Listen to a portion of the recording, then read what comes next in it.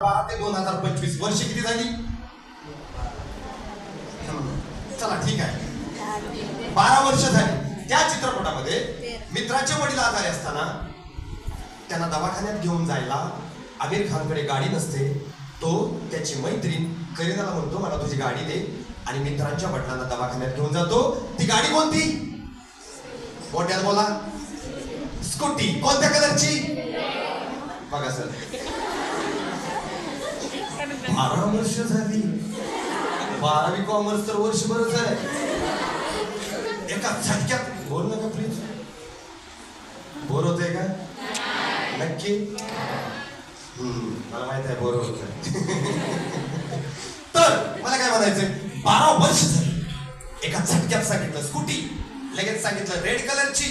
हे काय? लॉ मेमरीचा, लॉ ऑफ व्हिज्युअलायझेशन, LISULISATION. चित्र डोळ्यासमोर आणून अभ्यास करणे. अशा अभ्यासाच्या बऱ्याचशा मेथड आहेत, पद्धती आहेत, त्या आपण लक्षात ठेवल्या पाहिजेत. पण आज या 12वीच्या वर्षामध्ये, आज या शेवटच्या टप्प्यामध्ये तुम्ही कॉलेजला काही सोडून वगैरे जात नाहीये. परत इथं कॉलेजला येणार आहात. आणि गुरुजन काय? गुरुजन सोपी गोष्ट नाहीये. ज्यांच्या आयुष्यात गुरु नाही ना, त्याची अवस्था गुरासारखी होते. अरे काय बोलू शिक्षकांबद्दल, मी काही बोललो तरी 1 तास व्याख्यान होतं. काही 100 विषय झाले, 2 गाड्या व्याख्यानात प्रेझेंट मिळाल्या. आदर्शाचा अर्क म्हणजे शिक्षक, सदैव ज्ञानात गर्क म्हणजे शिक्षक, पावित्र्याचे प्रेरक रूप म्हणजे शिक्षक, स्वयंप्रकाशित हिऱ्याचे स्वरूप म्हणजे शिक्षक, अविरत हास्याचे वरदान म्हणजे शिक्षक, आणि भारताच्या भविष्याची शान म्हणजे शिक्षक. एखादं गाव मोठं होतं त्या गावातल्या माणसामुळं, माणसं मोठी होतात त्या गावातल्या शाळेमुळं, आणि शाळा मोठी होते त्या शाळेतल्या शिक्षकांच्यामुळं. एखादा डॉक्टर चुकला तर एखादा रुग्ण जगवतो, एखादा इंजिनियर चुकला तर एखादा पूल किंवा इमारत कोसळते, पण एखादा शिक्षक चुकला तर अख्खी पिढीच्या पिढी बाद होते. हे शिक्षकाचं महत्व आहे. Discovery of India Pandit Jawaharlal नेहरूंचं पुस्तक, त्या पुस्तकामध्ये पंडितजी उल्लेख करतायत. पंडितजींना लहान मुलं गुलाबाचं फुल खूप आवडायचं. गुलाबाचं फुल कोटावर शोभायचं, लहान मुलं हृदयात वागडायची. एकदा रस्त्यानं जाताना त्यांना प्राथमिक शाळा दिसली, ते त्या शाळेत घुसले. सुरक्षा रक्षक वगैरे सगळ्यांना बाजूला सारलं, गेले. एक प्राथमिक वर्ग होता, एका चुनचुनीत मुलाला उचललं, खांद्यावर घेतलं. ते पोरगं गोंधळून गेले. कॅप्टोलिट माणूस अचानक येतोय, आपल्याला उचलतोय, खांद्यावर घेतोय. ते पोरगं गोंधळून म्हणतंय गुरुजींना.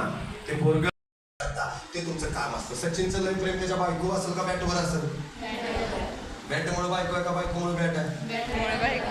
बरं, ह्याच्यावर प्रेम करावं असं हा काय आहे का? ती 5.5-6 फूट, हा 5.25 फूट.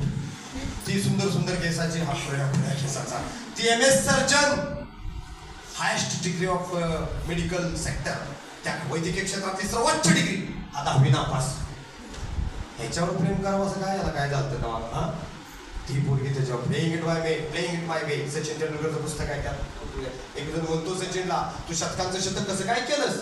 35,000 कशा काय काढल्यास? सचिन उत्तर देतोय, मी 1 पण रन काढली नाही. बॅटवर एवढं प्रेम केलं की बॅटनं माझ्याकडनं रना काढून घेतल्या. म्हणजे पहिलं प्रेम कशावर पाहिजे? दुसरं कशावर पाहिजे? सांगा. म्हणजे आपण 5% करू. पहिलं करिअरवर, दुसरं शाळेवर, चौथं आईवर, असे 10-12 यादी वाढवता येईल. पण आमचं पहिलं बी, दुसरं बी, तिसरं बी, बोंबा बोंब. इश्क ने निकम्मा कर दिया वरना आदमी हम भी काम के थे. गालिब लय हुशार आहे. काय माणसं कबूल करतात हो? चुका मान्य करायची काय येते लक्षात? जेव्हा चुका मान्य करावा, तिथून पहिली स्टेज असणार आहे सुधारायची. कबीरजी म्हणतात, बुरा मैं जो देखने चला बुरा न मिला कोई, जब मन देखा अपना तो मुझसे बुरा न कोई. तुकाराम महाराज म्हणतात, माझ्या मनावर पडो हे पाषाण, जोडे हे भूषण नाव माझे. आणि गालिब काय म्हणतो, माझं वाटोळ कशात झालं, त्या सगळ्या लफड्यातच मी खलास झालो, असं गालिब म्हणतोय. इश्कने निकम्मा कर दिया वरना आदमी हम भी काम के थे. बाळांनो, खूप येणाऱ्या काळात सगळ्यांना नोकऱ्या नाहीत. मी आधीच सांगितलं, नाहीतर असं व्हायचं, एका अभयारण्यात एक तरुण जातो नोकरीसाठी, आणि त्या फॉरेस्ट अधिकाऱ्याला म्हणतो मला काम द्या. तो फॉरेस्ट अधिकारी म्हणतो आमचेच पगार 4-4 महिने होत नाहीत, तुला काम कुठनं द्यायचं, पैसे मिळणार नाही. तो मुलगा म्हणतो पैसे नकोत, फक्त काम द्या.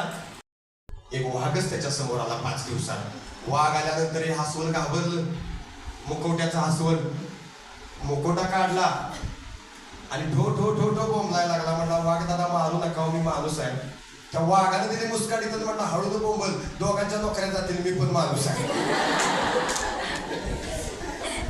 नाहीतर एवढं सगळं ऐकल्यानंतर व्हायचं कसं सर? एक महिला जनावरांच्या डॉक्टरकडे गेली, म्हणली माझ्या नवऱ्याला तपासा. मला काय झालं? जुलाब लागले. कसं काय? तुमच्यामुळे लागले. तो जनावरांचा डॉक्टर म्हणला, माझं काय संबंध यांच्या जुलाबाशी?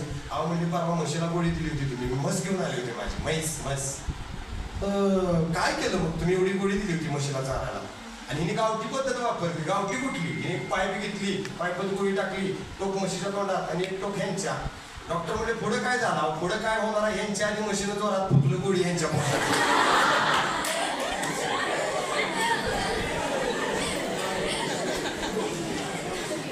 तसं व्हायला मी काहीतरी सांगायचो तुम्ही काहीतरी ऐकायचं मी मगाशीच सांगितलं दिवसभर बोलत का सापडत नाही दोघी पळत असतात पण दोघांच्या पळण्याचा हेतू वेगळा असतो कुत्र पळत असतं एक वेळच्या आणि ससा पळत असतो जीव वाचवण्यासाठी यात तुम्ही कोण आहे तुम्ही मी ससा आहे मी ससा आहे बरोबर आहे ना आणि कुत्री कोण आहे उदारीकरण बाजारीकरण वाढती स्पर्धा महागाई पालकांच्या अपेक्षा रोजची शासनाची शैक्षणिक पद्धती धोरणं किती कुत्रे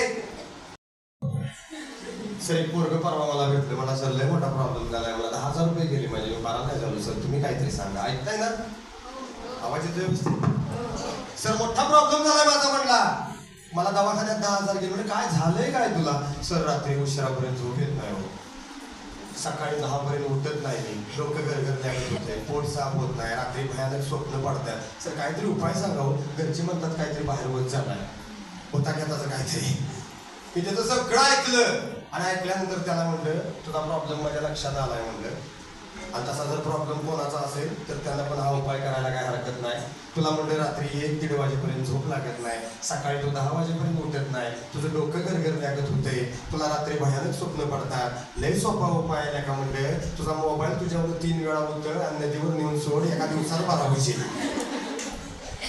किती वाटवून केलं सर मोबाईलने काल पुण्यामध्ये एका बाईनं त्या काय हे वॉशिंग मशीन मध्ये कपडे टाकता टाकता एक 2.5-3 वर्षाचं बाळच मोबाईल बघत टाकलं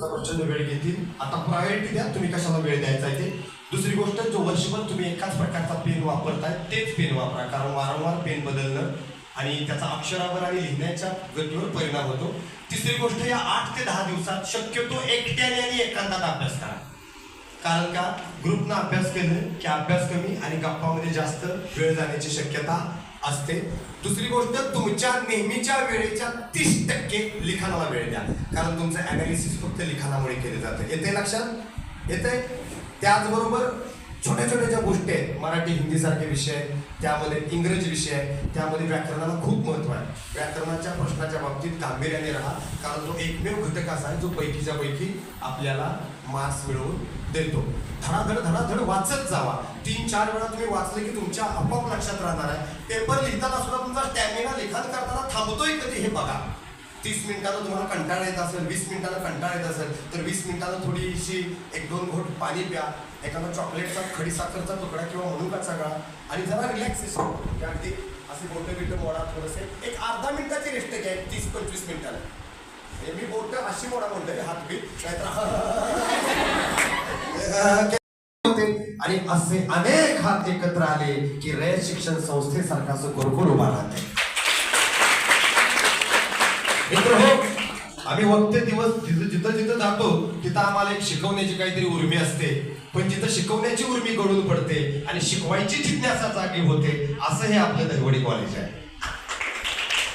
आणि एक या कॉलेजमधून शिकलेला विद्यार्थी हा कुठेही वाया जाणार नाही भले ती किती वर्षाची म्हणजे आता करतो किती 50 वर्ष झाली आपल्या कॉलेजला का इथे शिकलेला विद्यार्थी वाया का जाणार नाही कारण दडस बुलेटच्या फॅक्टरीत एमएटी तयार होत नाही एमएटी बुलेटच तयार होते काय म्हणतो मी तुम्हाला बुलेटच्या फॅक्टरीत एमएटी तयार होत नाही बुलेटच तयार होते पण आता काय झाले आम्हा वक्त्यांचा एक फार मोठा प्रॉब्लेम आहे आम्हाला जे बोलायचं ते आम्ही बोलतोच बऱ्याच वेळेला म्हणजे खेदानं म्हणावं वाटतंय मला आता छोटों के बीच हम सच बोल बैठे वो नमक का बाजार था हम जख्म खोल बैठे बात समझ में आ गई छोटों के बीच हम सच बोल बैठे वो नमक का बाजार था हम सच बोल बैठे आज काय आहे शिक्षण A for application, B for moderation, C for corruption, D for donation, X for W, E for education.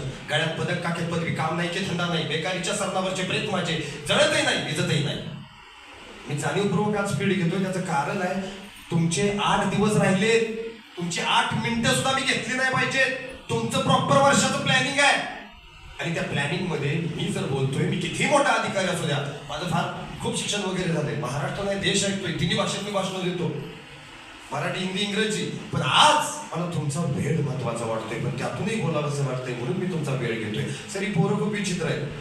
आपण सांगितलं झाडावर प्रेम करा, ही कार्टी झाडाखाली प्रेम करणार. आणि काळ बदललाय, तुमचा काळ खूप आहे. नशीब आमचं आणि माझ्यापेक्षा सिनियर ही दोन मंडळी आहेत. आता मॅडम वगैरे थोडे आपल्या बरोबरचे असते आहेत. मला काय म्हणायचं, आमच्या वेळेचं प्रेम पण वेगळं होतं आणि आमच्या वेळेचं सगळंच वेगळं होतं. हमारी मोहब्बत इतनी रंगीन थी. जब हमारी मोहब्बत का पता घर वालों को चलता था तो हमारे गाल लाल होते थे और उसके हाथ पीले.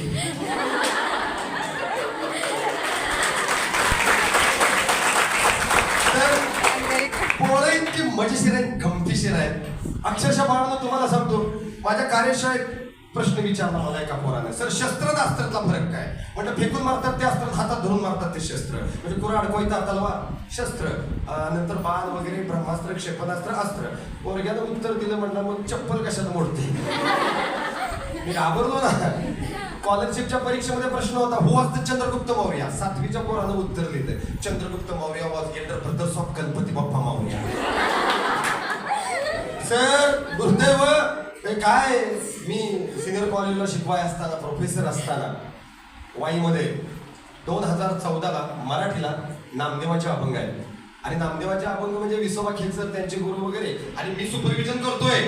माझंच काही विजन नाही, मी सुपरविजन करतोय. अक्षरशः बघा, मी सुपरविजन करतोय.